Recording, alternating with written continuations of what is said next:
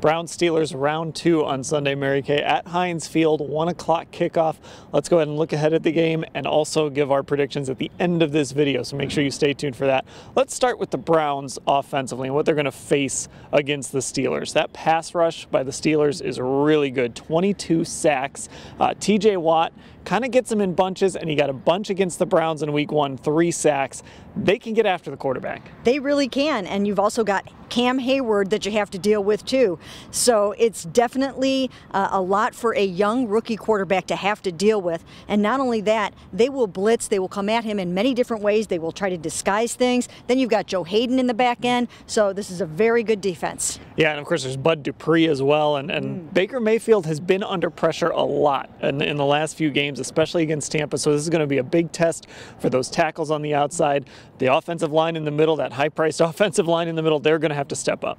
Well, he has been sacked 5 times in each of the last 3 games. He's been sacked a total of 18 times. This is just Baker Mayfield, not even counting Tyrod Taylor's sacks. He's been sacked 18 times total, and that's 10th in the NFL, despite the fact that he missed the first 2.5 games.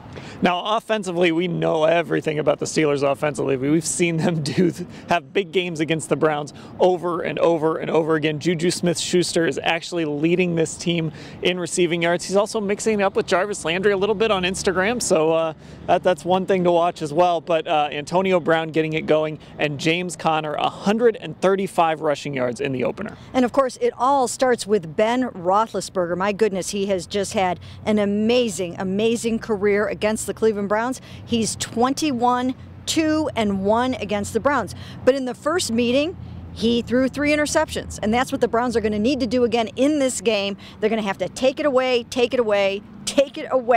in order to win this football game. I think the defense is going to have to come up really big. Once again, you've got Denzel Ward. He had 2 interceptions in that first game. He's going to have a good game against either Juju or Antonio, whoever he's on.